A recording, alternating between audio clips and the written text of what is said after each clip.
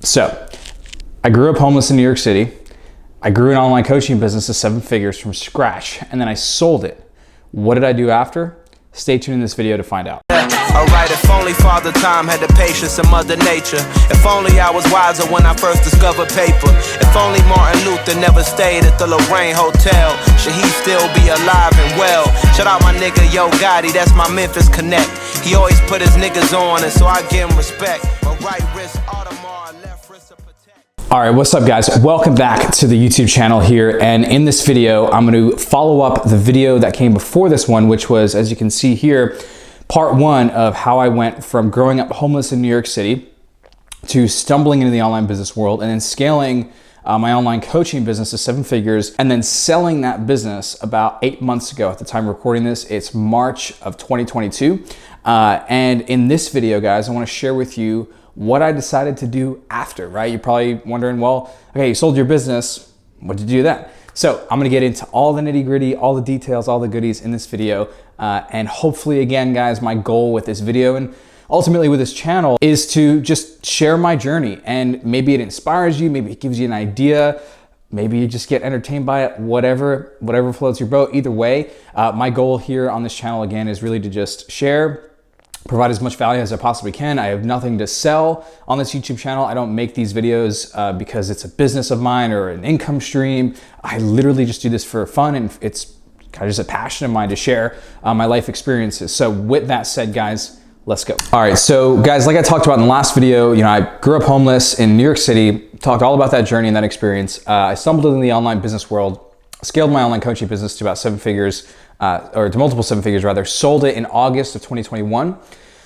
And I want to tell you what I decided to do after that. So for context, guys, so you really understand like what I'm about to tell you, when I fell into the online business world back in 2017, after seeing an ad from Tai Lopez, which I'm sure a lot of you guys know, or you know of him, for whatever reason, guys, and this is kind of just one of those things that I can't really explain.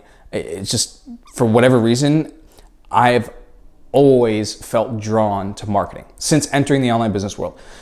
When I started my business with my former business partner, Brian, we split up responsibilities. He did all things sales. I did all things marketing, acquisition, copywriting, emails, tech, client fulfillment as well. But like majority of where my time and energy was going was marketing.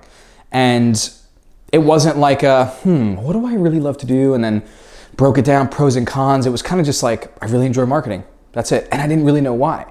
And as I did more and more of it, and I wrote more emails and I learned more tech and I got better at ads and media buying and all that, and I understood offers and messaging and just all the things that go into marketing, not just digital marketing, but marketing and advertising in general.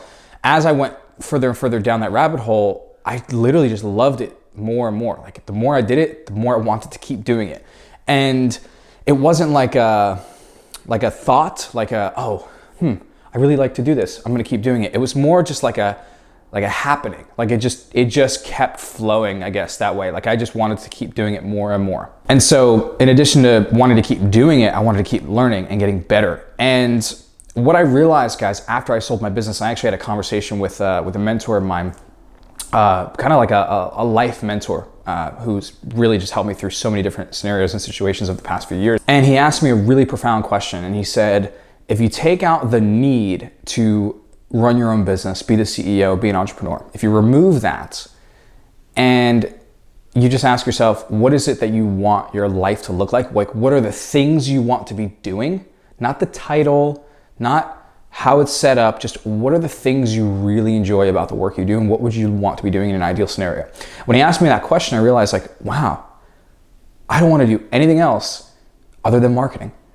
I don't want to do anything other than run ads, build funnels, write copy, build marketing campaigns, track marketing campaigns, make marketing and advertising better, create content, lead a marketing team, all of the things.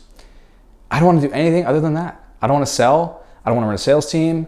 I don't want to do ops. I don't want to do finances. I don't want to do a lot of tech. Like in terms of like, I don't want to just do tech. I just love marketing. And part of marketing is tech, right? But you guys probably get the point. And then guys, in this conversation with my mentor of mine, he then, I can't actually remember exactly like what he said or the question that he asked me to help me realize this, but he said something to the extent of like, well, you know, dude, like, you know the things you love to do. Like, I just want, basically what he said was like, I want you to be open to the idea of being able to do those things that you love and spend your days doing just the things you enjoy without running your own business. And I was like, Part of me was skeptical because up to this point, guys, you got to remember, like 3.5 years, like I was an entrepreneur, and then I started to identify as an entrepreneur. And with that identification, I created stories, and I told myself and everyone around me, I'll never work for someone else. I'll never not run my own business. I can never see myself doing that, et cetera, and stories about why that's bad, and beliefs and assumptions, et cetera, right? But guys, it was through this conversation with a mentor of mine that he kind of gave me a light bulb moment. And I was like, I'm skeptical because of the reasons I just mentioned, but I was also like, wow, this sounds really cool, actually. Like, if this is possible, I'm down. Like, it was kind of like that sort of moment. And something else that hit me, guys, and this is just me being super like frank and vulnerable with you here. And quite frankly, I don't think enough people really talk about this, especially in the online business world, where so much of what gets sold is based off of the opportunity of something amazing without really talking about what comes with doing that thing, AKA the idea of running a business sounds awesome. And there's so many amazing things about it. And I fucking love the time that I ran my business. But what a lot of people don't really tell you is the stress levels that come with being the guy or the gal at the helm. The stress levels that come with having to not just do marketing, which for a lot of people can be really fun, or just do sales, which can be really fun, but you also got to do all the other things that maybe you don't love to do. And what I'm not saying is, expect life to be only full of the things that you want to be doing and include none of the things you don't, because life is just going to throw what it's going to throw at you. But if you can choose to limit the amount of things you don't want to be doing, AKA maybe that means not running a business, then you should maybe look at that choice. And I don't say that as in like, you should do this or you should do that. That's probably not the right language. But what I'm saying is, for me, I speak rather for myself, and you guys can make this mean what you want it to mean about your own life, rather. Kind of correcting myself there for a second. For me, it was like, well, I didn't love having to manage a team and manage employees, and having to be at the top. Like, everything falls on your shoulders when you're the guy or the gal. Everything, the great stuff and the stuff that's not so great, the amazing highs and the lowest of lows, they all fall on you. And when you're an entrepreneur, you choose that path. But the thing is, you can choose that path, and that can be the path that you choose for a period of time. That doesn't mean it's your forever path. It doesn't have to be if you don't want it to be. Like, part of the message of this video, guys, in addition to me telling you what I actually ended up doing, which I will in a sec, is like, you can choose your path, and that chosen path doesn't have to mean that's your path for life. Excuse me. Oof. I thought, and I assumed that I was going to be an entrepreneur forever, and I was always going to play the entrepreneur game.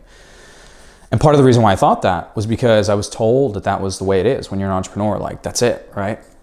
And now I realize it's not the case at all. And so what I did after I sold my business was, I had this moment where I realized I just want to do marketing. And so I had a few conversations with a few different people, mostly close friends of mine in the online business world. It's pretty high level individuals that run really, really successful companies or conglomerate of companies. And as soon as I sold my business and I was open to the opportunity of, because what I wanted to do was step in as the director of marketing for a company. That's what I wanted to do, right? I just want to do all things marketing, oversee that, et cetera. And all of a sudden, this isn't like to brag or anything, but like, as soon as I internally opened up to that idea and I was ready to receive opportunities, I kind of had like 3 or 4 things just kind of come across my plate, mostly just through my network. I didn't really try super hard to go out and seek them. I kind of just put a few feelers out, and boom, a few things popped up. And I spoke to a few different people. I'm not really going to name names, not for any particular reason, just other than confidentiality or whatever. And I actually ended up taking a role with one of the biggest brands and names in the online business world. They're called Traffic and Funnels. So I'm not going to name any names of individuals, but most of you guys probably know the company Traffic and Funnels, and some of you may know the founders and some of the other people that work there. Like, they're super well known, right? Like, they've been around for 5-6 years, probably more like 6+ years at this point. And I think I told you guys in the previous video, my business partner and I actually were clients of Traffic and Funnels. Like, we joined their high ticket mastermind program, and they helped us a ton. Like I said, tons of respect for them. So I actually reached out to, I was friends, or I am friends with, good friends with one of the founders of Traffic and Funnels. And I reached out to him. I was like, hey man, this is what I want to do. I sold my business. I'm ready to go and do this thing fully. I don't want to run my own thing. I just want to do marketing. And it just so happened to be perfect timing because at this moment they had just opened up a spot for exactly that role inside of one of their newer kind of smaller brands. At the time they were doing like a few $100,000 a month, and they wanted someone to come in and take it to 1.2 million a month and do that whole growth thing, which is pretty freaking fun, right? And so him and I had a really amazing conversation, and I was all in. I was like, well, it's the easiest yes in the world, man. So I went ahead and jumped on board with them end of August, first week of September. And I'm going to say this, well, I'll just say it outright. I ended up leaving Traffic and Funnels at the third week of December. Now, what I will say is it was a completely, amicable parting of ways between the company and myself. There was no bad blood. There was nothing necessarily wrong. It was just, there was a bit of a misalignment in terms of direction that the company wanted to move into. They were just doing different things that was a lot different than what they had done in the past, and that kind of caused them to shift into a totally new direction that they hadn't gone before. Not necessarily better or worse, just much different. And for me, it really didn't align with what I wanted to be doing. And so for some more clarity on that, like, as you guys know, the interesting thing about being an entrepreneur is, or at least starting off as an entrepreneur, because I didn't really have, I only worked in one job, and that was the gym sales job that I told you guys about. I didn't have like 5-10 years of corporate experience and then do my own thing. Like most of the time I've done my own thing, and most of my adult life of earning an income. And the truth about being an entrepreneur, guys, is that I do, at my core, I do have the blood and like the spirit and the energy of an entrepreneur. I think the camera just shook. I was like freaking doing that. Now, what I have mistaken that to mean is I have to run my own business, but that's not true. And so I'm telling you guys this because the misalignment was that I wanted to essentially, like, my ideal was being able to operate as if I'm an entrepreneur and as if I run my own business within another business, within another organization. And again, the way that Traffic and Funnels was moving, for multiple reasons. Again, not necessarily anything was wrong or bad. It was just the way that they wanted to do things and the way I wanted to do things just didn't quite fit. So we parted ways completely amicably, no bad blood, like I said. And this was about third week of December, like a few days before Christmas kind of thing, right?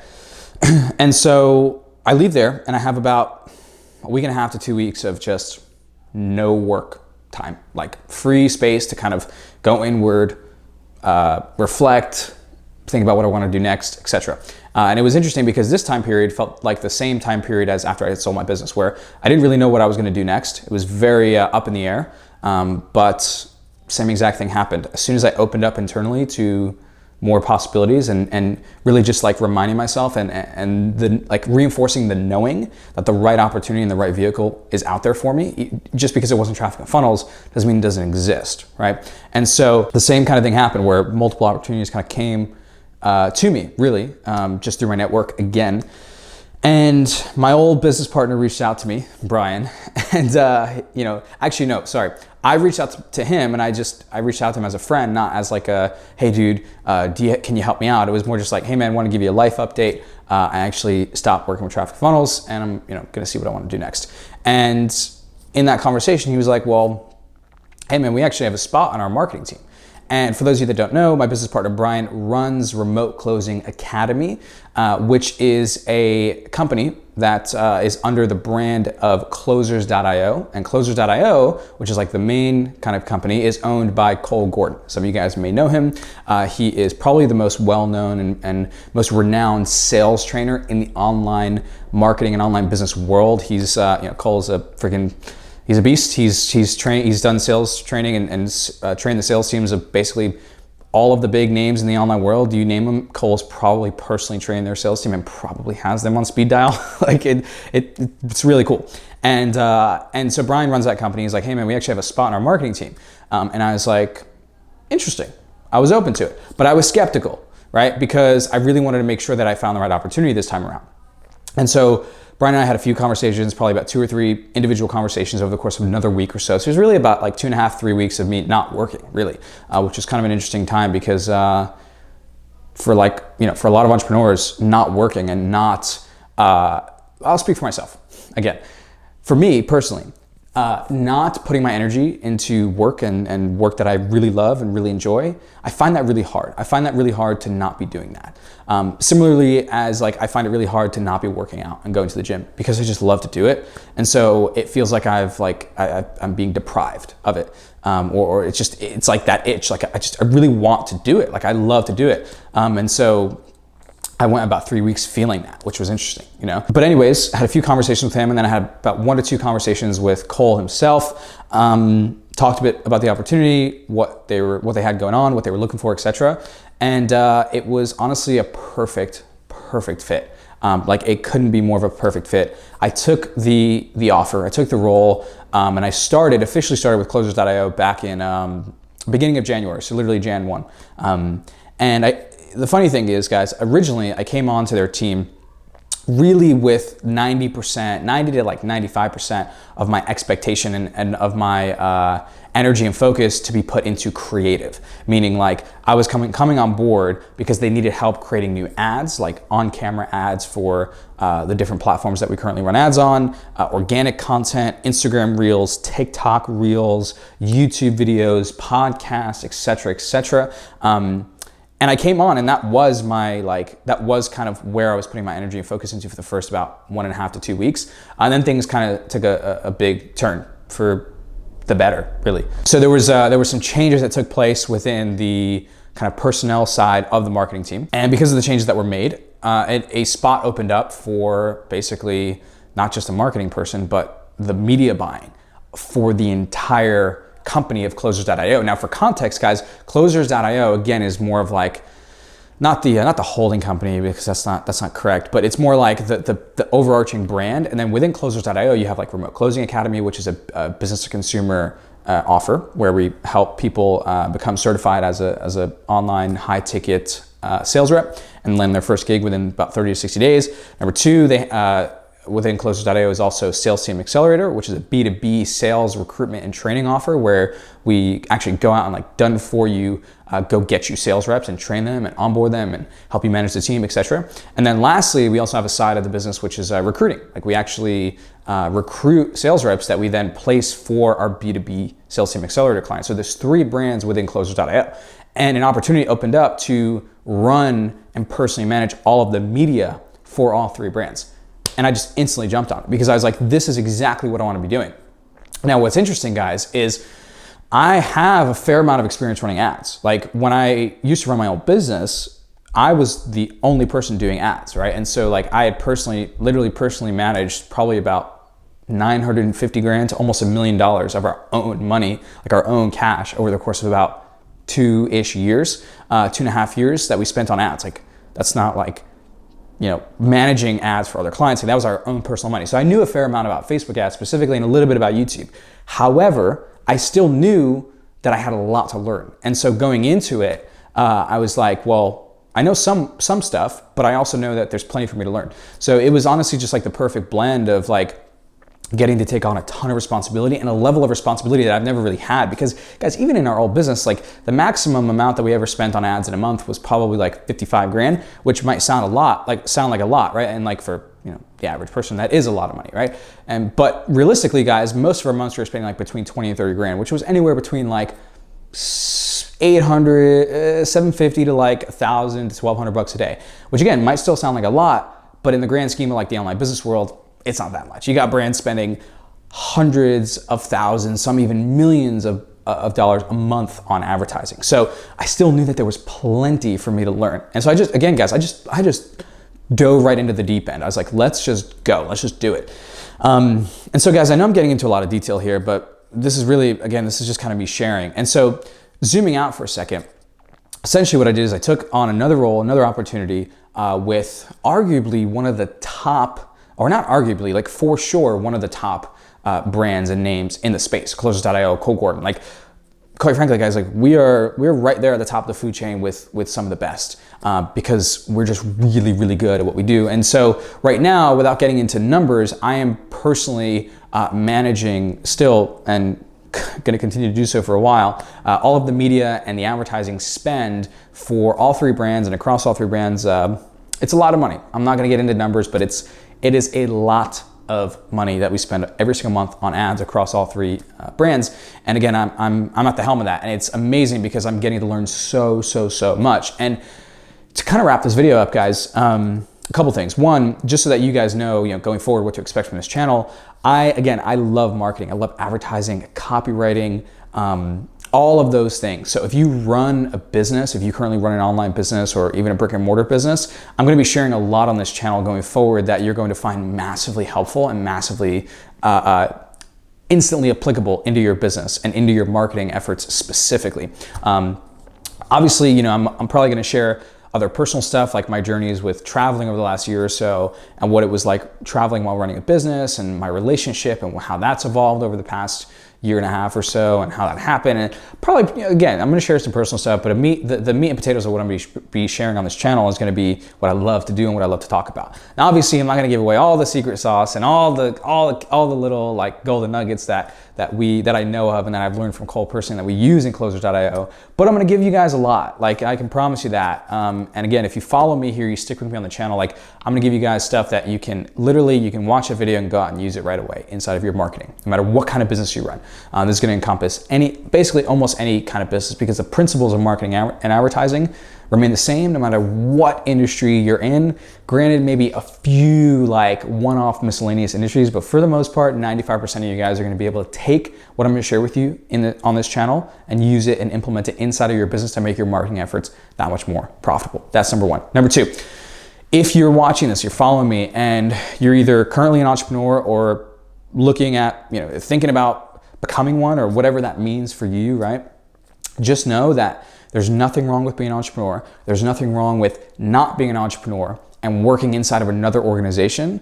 And I think, honestly, guys, if there's one thing I would tell myself, my younger self, like, I'm 24 at the time, so not a ton of years to go back and look towards, but 3 years ago, I probably would have told my 21-year-old self that, look, man, if you just want to take a break, if you want to rest from having all the pressure on your shoulders, it is okay.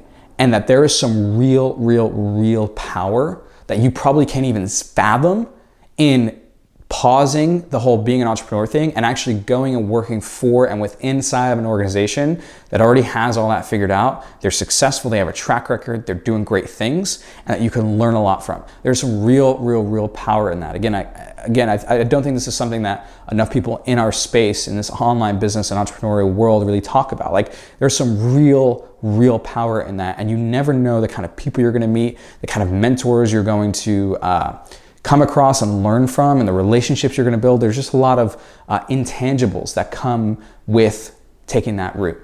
And again, if you decide not to do that, that's okay too.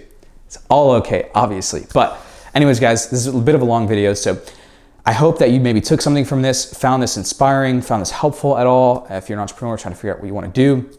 But again, guys, make sure you hit the like button on this video if you liked it. Subscribe to the channel, and most importantly, turn on post notifications so that you don't miss out on all the new content coming very soon. I know I put out that video a few weeks ago and I kind of took a pause, but that's mostly just because I've been building. Like, work has just been insane, but it's been awesome, and I cannot wait to share more of that with you guys. And I'll see you all in the next videos. Peace and love, y'all. Alright, if only Father Time had the patience of Mother Nature. If only I was wiser when I first discovered paper. If only Martin Luther never stayed at the Lorraine Hotel, should he still be alive and well? Shout out my nigga Yo Gotti, that's my Memphis connect. He always put his niggas on, and so I give him respect. My right wrist Audemars, left wrist